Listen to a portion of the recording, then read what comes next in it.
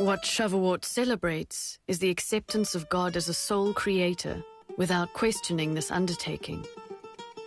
One of the most famous declarations of faith of the Jewish people is the statement they made at the receiving of the Torah, the Ten Commandments, where they said in Hebrew, Na'aseh v'nishma.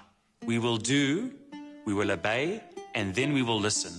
And many have asked, how could the Jewish people have committed to do something, to accept unconditionally all of the different values and the details of the Torah without knowing exactly what they were?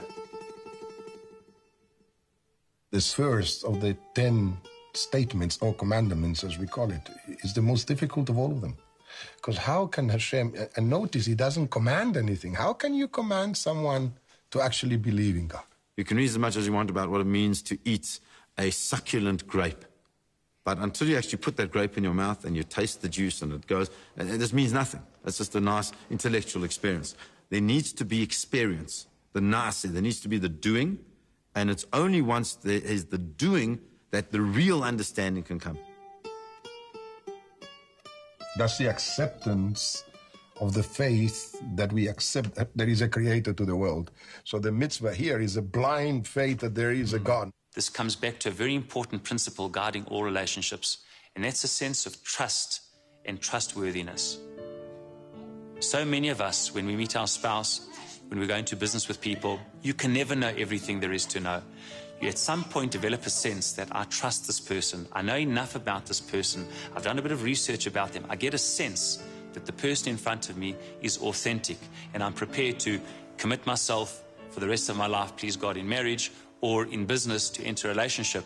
So much of it is built on trust. In the festival of Shavuot, part of the celebration is reading a marriage contract, because in mystical terms, we believe the Jewish people were married to God, God being the groom and the Jewish nation being the bride. Es razón de alabar al Dios grande y poderoso. On Shavuot, we have a ketubah. Ketubah means marriage document. But this one is very special in that it deals in the spiritual marriage between God and the nation of Israel. The Shavuot meal is certainly focused on the family, because the very experience of passing on the value system of Torah from one generation to the next is very much built around the family cross-generation experience. Festivals, such as Shavuot, are important to the Jewish people because they are an opportunity for families to connect. The festivals are part of our Jewish calendar, and the festivals repeat themselves every year. So the roundness of the Chalagai symbolizes the cycle of life, because we go through that cycle every year, right? We have Shavuot every year. Yeah.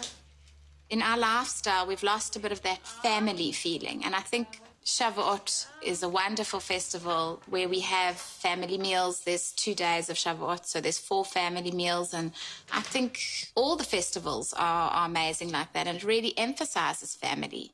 Technology is moving so quickly that children can no longer relate to their parents because their access to information and the kind of information they have access to and the way they access information is just so different from their parents that the generation gap is widening more and more.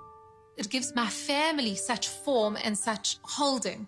And that's what I love about the Torah and about Judaism. It gives all of us, male, female, older, younger, parents, children, people of different generations, a common language, a common framework and a common lifestyle, and I love it. Good afternoon, grade ones. The importance of learning in Jewish culture now extends to women, who are becoming increasingly involved in teaching it. Rabbis and learned women are seeing the incredible value, and not only the value, but the necessity for women to learn. And if they do not have appropriate education and deep education, how can we expect them to teach our children? It's absolutely vital that women have outstanding education and Torah education. I think it's important to know that the Jewish women of today are definitely working in the workplace. I myself am a physiotherapist. The role of the Jewish woman is definitely not as the stereotype that we kind of all have in our minds.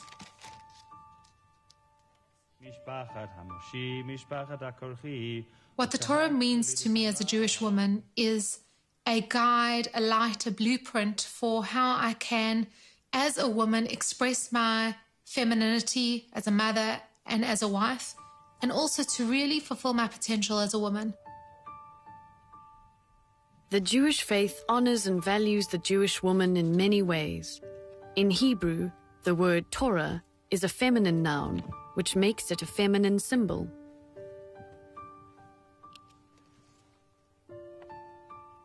I myself feel honored to be a Jewish woman and am honored to have the privilege of following this tradition. I'm a mother, and I feel that many of my parenting skills and the way I look after my children, and even the fact that I have a fairly large family so far, is very much connected to what being a Jewish woman is about. I feel that Judaism values the mother as being the person responsible and is relied upon to bring up the family. The woman is called the Akeret HaBayit, the mainstay of the home. And therefore, it's the woman that's given the privilege and the honor and the responsibility to ultimately set the tone of her own home. Dad and I are going to shul because we're going to teach people Torah, because it's Shavuot, and we're going to give them an idea of how deep and beautiful the meaning is of the Torah so that we can truly celebrate the special Chag, the special festival. On Shavuot night, after we've eaten our dinner, or if we're having a dinner at the shul, both my husband and myself go off to teach the community because we feel it's important that they learn from both of us and that we learn from all of them, and that both as the rabbi of the community and the rebbitzin of the community, that we can teach the community and the community can feel that they can get a male and a female aspect of learning, and that the women also feel very much a part of it. The lessons of the Torah are timeless and they apply to every generation and in every place. And our challenge is to see how we can apply the lessons to ourselves today in our lives. So with that in mind, I thought I'd like to focus on the book of Ruth, which we read on Shavuot. Ruth, of course, was not Jewish by birth. She adopted Judaism willingly and without any motive other than the faith of the Jewish people. She was married to a Jew. She was widowed from a Jew.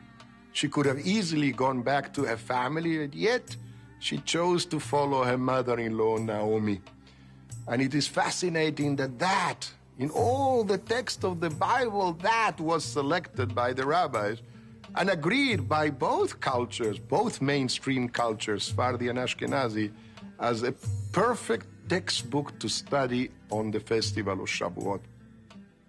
In this relationship between Naomi and Ruth, it's just such an inspiration to see the closeness that existed between mother-in-law and daughter-in-law, which it flies in the face of the stereotyped, cliched, negative mother-in-law and daughter-in-law. Don't we all know that? When my children got married, it was my prayer that my daughters-in-law would like me.